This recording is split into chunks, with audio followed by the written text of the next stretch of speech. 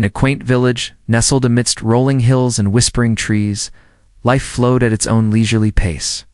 Amidst this picturesque landscape lived an elderly couple named George and Amma, whose ages were simply too many to count. Their home, a cozy cottage at the edge of town, was perpetually filled with the aroma of fresh bread and blooming flowers.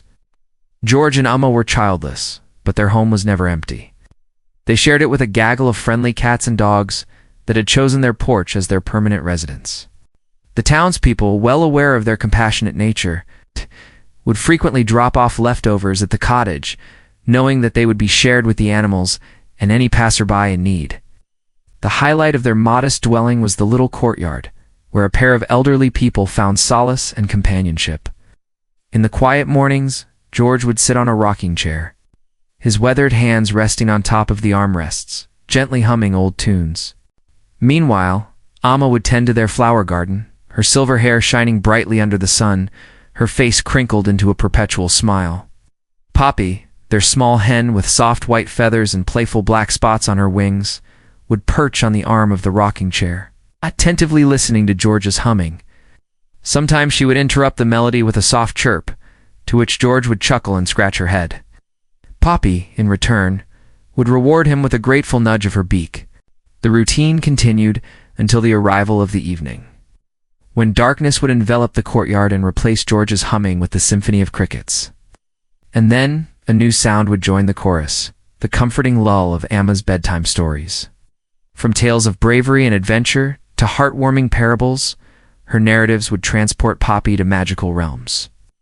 Each story ended with a valuable lesson, and Poppy, despite being a simple hen, seemed to understand and appreciate them. As the years rolled by, the bond between the three grew stronger. George's humming became a source of comfort for Poppy, reminding her of simpler times, and Amma's stories transported her to a world beyond their little courtyard. Poppy thrived in this peaceful environment, laying a single warm, smooth egg every morning, which Amma would collect with great care. Holding the egg gently in her wrinkled hands, she would whisper, "One is enough, my dear. May we always have just what we need." She would break the egg, add water and a pinch of salt, stir it well, and boil it on the stove. Then she would eat half for breakfast and save the rest for dinner. Life went on like this until one morning, Poppy laid 2 eggs instead of 1. Amma blinked. 2? Well, now that's generous. She cooked 1 egg and took the second one to the market. She didn't ask for much, just enough to buy a handful of rice and a piece of jaggery. The following days, Poppy continued to lay 2 eggs each morning. Soon, the villagers started talking. "Sell both eggs," Amma said one. "Should feed Poppy more." "Maybe she'll give 3, said another. "Think bigger. You could have 10 hens. Make a business." But Amma only smiled warmly and said, "1 for me and 1 to share. That's enough." She gave the extra egg to a poor family who could unafford food for their children or 2 children on their way home from school. Or she quietly left it on someone's doorstep. People began calling her Egg Amma, and it didn't bother her. Then the monsoon arrived. The rain fell hard for days. A nearby stream overflowed. The fields were washed away, and many families fell into difficult times. But Poppy kept laying 2 eggs each day, and Amma had been saving many. She boiled them, pickled them, and quietly handed them out to those in need, without asking for anything in return. One rainy afternoon, a group of villagers came to her and said, "Amma, why didn't you sell more when you had the chance? Why didn't you try to make more money?" Amma paused, looked at them warmly and said, "Because true happiness isn't about gathering more. It's about loving what we already have and sharing it. When the time comes, I kept only what I needed. The rest was a gift to be shared." Poppy clucked softly and snuggled against Amma's feet, as if in complete agreement.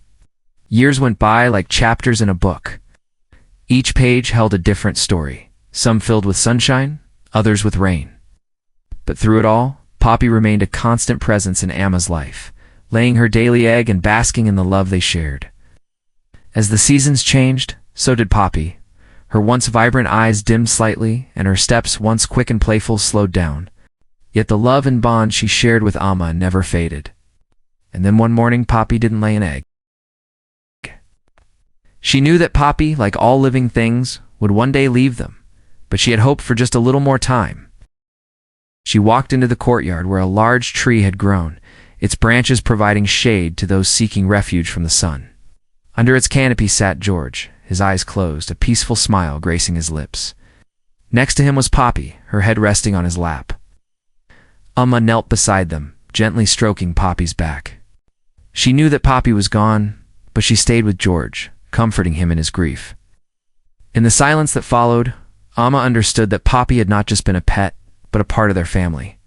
She had been a listener, a silent confidant, and a furry bundle of joy. As the days turned into weeks, and the weeks into months, a part of their lives seemed to go missing, a part that was Poppy. The garden grew wilder, the eggs remained uncollected, and the rocking chair stood still. The villagers, noticing the change in their routines, started to worry. They brought food to the cottage and offered their help, but George and Amma politely refused. They understood their grief and needed time to heal. It was a cloudy afternoon when George finally broke the silence. He looked at Amma, his eyes filled with understanding and love. "Do you remember," he started, his voice raspy with disuse, "when Poppy first laid that second egg? Everyone told you to sell them, to make more money, but you chose to share." Amma nodded, her eyes glistening with tears. "I had enough for us, and some to share with those who needed it more. And now," George continued, "we have an abundance of eggs. What do you think we should do with them?" A slow smile spread across Amma's face. She got up, her joints aching from too much rest, and walked over to the basket filled with eggs. One by one, she carefully gathered them and walked alongside George toward the village. The villagers, surprised to see them after so long, rushed to greet them, their faces etched with concern. But George and Amma stopped them. "Before you ask what we need, let me tell you this," George said, his voice echoing with newfound strength. "We are blessed with more than enough, and it's time we shared our blessings. Amma and I would like to ask each of you to take an egg home. Use it wisely, whether you have a hungry family or a friend who needs a helping hand." The villagers, taken aback by this unexpected turn of events, looked at each other, confusion evident on their faces. Some exchanged glances, unsure how to respond, while others appeared overwhelmed.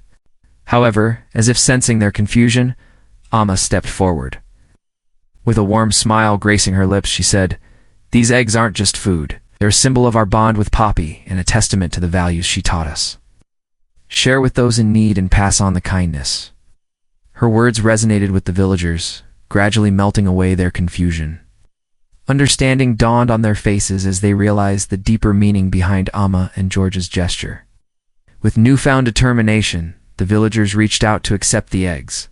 They thanked Amma and George profusely, their voices filled with gratitude and admiration. One by one, they departed, each carrying not just an egg, but a renewed sense of community and responsibility. As the last villager disappeared from sight, Amma and George turned to each other, their faces illuminated by the setting sun. In that moment, they knew that Poppy's legacy would live on, woven into the fabric of their community through the simple act of sharing an egg. Their lives, once filled with the rhythmic routine of their little courtyard, were now enriched by a deeper purpose. A purpose born from loss, nurtured by love, and strengthened by the indomitable spirit of Poppy, the little hen with a big heart.